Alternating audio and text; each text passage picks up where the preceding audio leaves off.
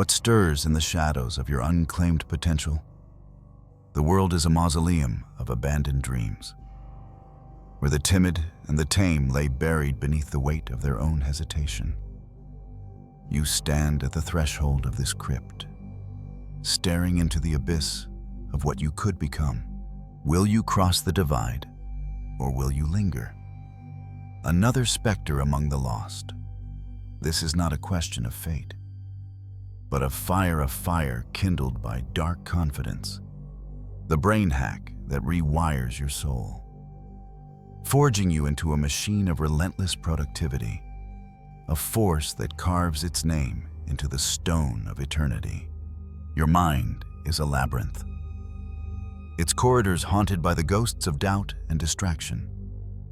These are not flaws, but shackles, chains forged in the crucible of a world that taught you to kneel before you could stand. From childhood, you were sculpted to seek permission, to wait for the nod of approval before daring to act. Raise your hand. Speak only when spoken to. These were not mere rules.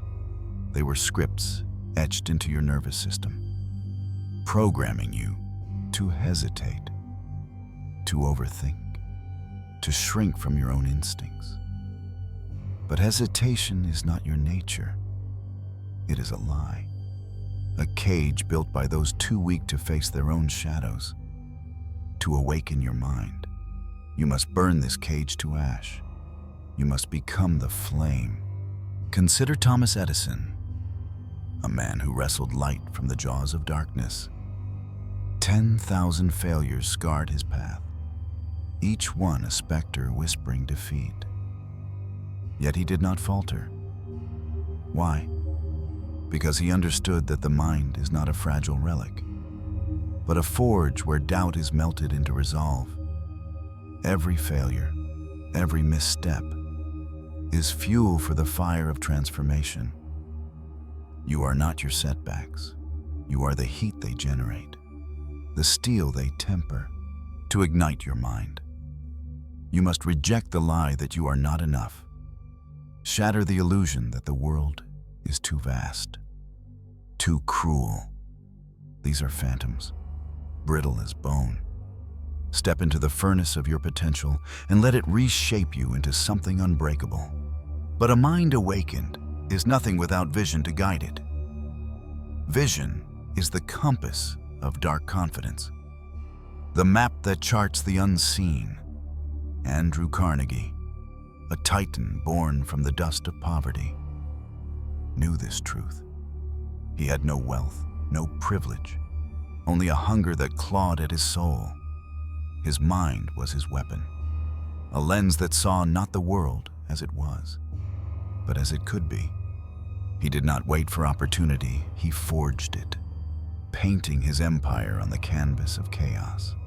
This is the first law of dark confidence. You must train your mind to see beyond the present, to architect the future.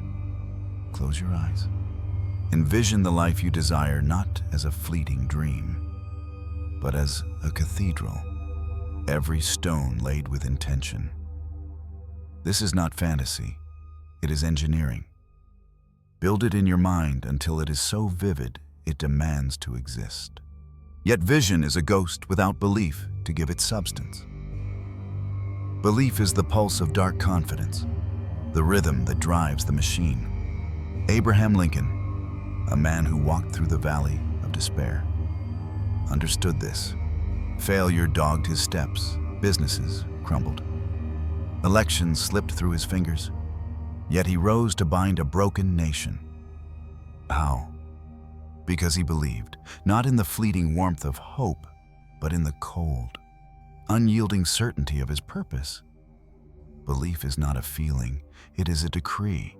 You must declare, in the depths of your soul, that your path is inevitable. Doubt will come, a thief in the night, stealing your resolve. When it does, meet it with the iron of your conviction. Proclaim to the void that you are not a question, but a command. The world will test this belief, hurling tempests to break you. Nikola Tesla, a prophet scorned by his time, knew this torment. His genius was mocked, his dreams buried beneath betrayal. Yet he pressed on, his mind a beacon in the storm. To embrace the unknown is to dance with fear, to tread a path where the ground beneath you vanishes. Dark confidence does not promise safety, it promises sovereignty. When the world screams that you will fail, let its doubt be the wind that lifts you. The unknown is not your enemy, it is your crucible, where the raw ore of your soul is forged into something eternal. Despair will stalk you, a shadow that clings to your heels. There will be nights when the stars hide, when the weight of your ambition feels like a grave. This is the crucible where most perish, where the fire of purpose gutters and dies. But despair is not the end, it is the gateway. Frederick Douglass, a man who tore his freedom from the jaws of slavery, knew this. Every lash, every chain, was a lesson in defiance. He did not curse his pain, he wielded it, carving his destiny with its edge. Your suffering is not your ruin, it is your chisel. To defy despair, you must embrace it. Let it teach you the shape of your strength. In your darkest hour, there is a spark of rebellion. Fan it. Let it blaze into a fire that consumes all doubt. This fire is action, the lifeblood of dark confidence. Vision and belief are nothing without the courage to move. Marie Curie, a woman who defied a world that scorned her, understood this. She dove into the abyss of science, her hands scarred by the glow of discovery, her body broken by the cost of her obsession. Action is not the absence of fear, but the defiance of it.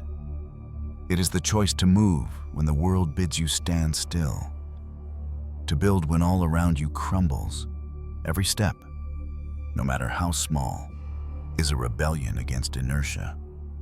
The machine of productivity is not built in a day. It is forged in the 1,000 tiny acts of courage that carve your path. But action without discipline is a wildfire, burning without purpose.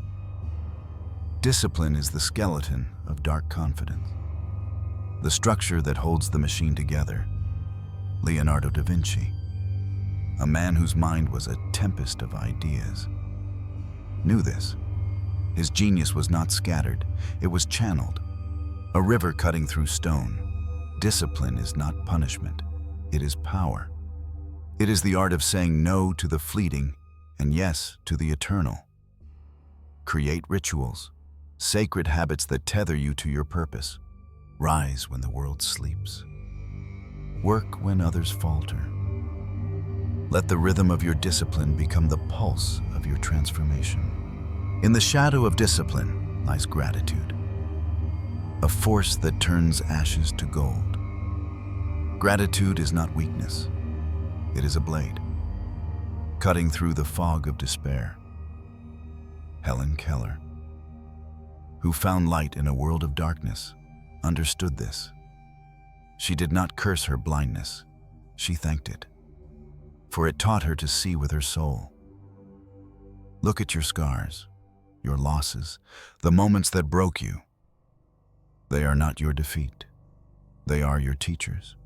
Be grateful for the weight that strengthened you, for the storms that taught you to stand. Gratitude is the alchemy that turns pain into purpose, forging a machine that nothing can stop. Failure will haunt you, a specter that never fades. But failure is not your enemy. It is your guide. Thomas Watson, the architect of IBM, built an empire on the rubble of countless mistakes. He did not fear failure, he embraced it, knowing each fall was a lesson in rising stronger to transcend failure. you must redefine it not as defeat, but as wisdom, a map of what to refine. Every stumble is a step toward mastery. Study it. Let it guide you through the labyrinth of your ambition. Now, stand at the edge of your rebirth. You are not the person who began this journey. You are a machine, forged in the crucible of dark confidence, tempered by vision, belief, action, and gratitude. The world will bend to your will, not because it must, but because you have become inevitable. This is the brain hack, the secret that Edison, Carnegie, Lincoln, and Tesla wielded the power to transform lies not in the stars, but in the shadows of your mind. Claim it, rise, become the storm that reshapes the world.